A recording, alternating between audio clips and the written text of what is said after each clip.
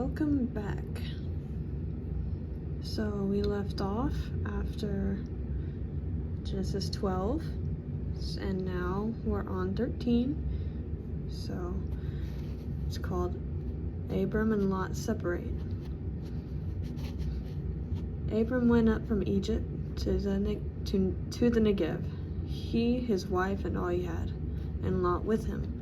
Abram was very rich in livestock, silver, and gold. He went by stages from the Negev to Bethel, to the place between Bethel and Ai, where his tent had formerly been, to the site where he had built the altar. And Abram called on the name of the Lord there. Now Lot, who was traveling with Abram, also had flocks, herds, and tents, but the land was unable to support them as long as they stayed together, for they had so many possessions that they could not stay together, and there was quarreling between the herdsmen of Abram's livestock and the herdsmen of Lot's livestock. At the time the Canaanites and the Perizzites were living in the land. So Abram said to Lot, "Please, let's not have quarreling between you and me.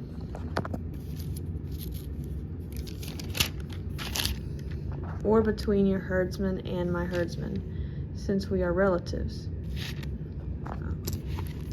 Oops. One second. Cool.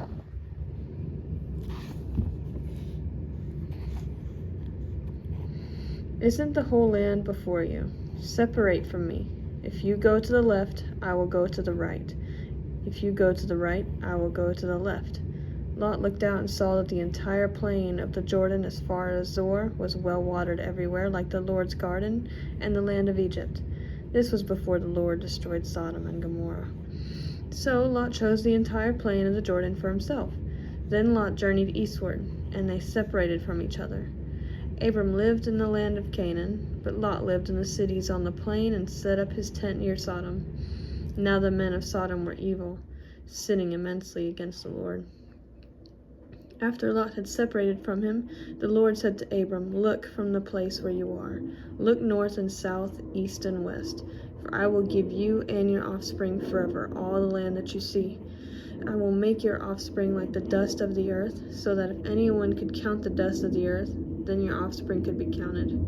Get up and walk around the land through its length and width, for I will give it to you." So Abram moved his tent and went to live near the oaks of Mamre at Hebron, where he built an altar to the Lord. 14. Abram rescues Lot. In those days, King Amraphel of Shinar, King Arioch of Elazar, and King Chedorlaomer of Elam, and King Tidal of Goim waged war against King Bera of Sodom, King Bersha of Gomorrah, King Shinab of Admah, and King Shemeber of Zeboim, as well as the king of Bela, that is Zoar. All these came as allies to the Sedom Valley, that is the Dead Sea. They were subject to, I'm just going to call this guy Cheddar.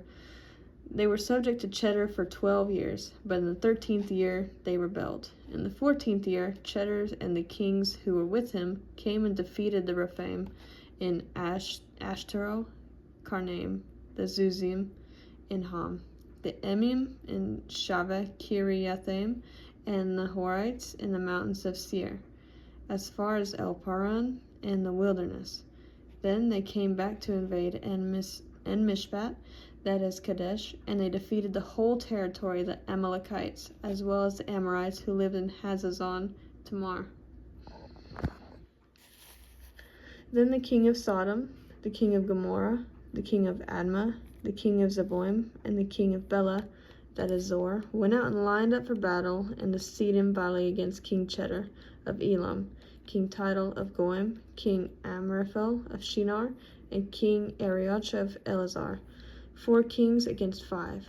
Now the Sedom Valley contained many asphalt pits, and as the kings of Sodom and Gomorrah fell, some fell into them, but the rest fled to the mountains. The 4 kings took all the goods of Sodom and Gomorrah and all their food and went on. They also took Abram's nephew Lot and his possessions, for he was living in Sodom, and they went on. One of the survivors came and told Abram the Hebrew, who lived near the oaks belonging to Mamre, the Amorite, the brother of Eshcol, and the brother of Aner. They were bound by a treaty with Abram. When Abram heard that his relative had been taken prisoner, he assembled his 318 trained men, born in his household, and they went in pursuit as far as Dan. And he and his servants deployed against them by night, defeated them, and pursued them as far as Hobah to the north of Damascus. He brought back all the goods, and also his relative Lot and all his goods, as well as the women and the other people.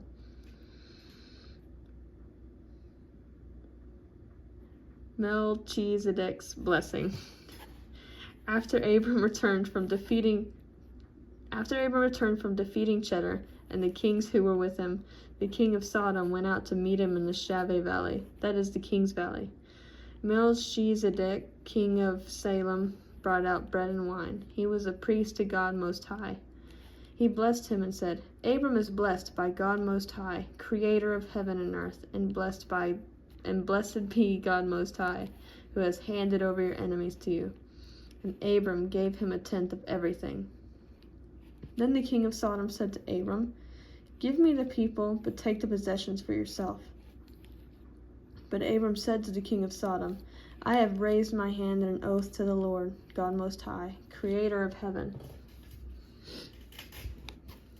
and earth, that I will not take a thread or sandal strap or anything that belongs to you. So you can never say, I made Abram rich. I will take nothing except what the servants have eaten. But as for the share of the men who came with me, Aner, Eshcol, and Mamre, they can take their share. I think it's a good spot to stop for now. Thanks for listening in.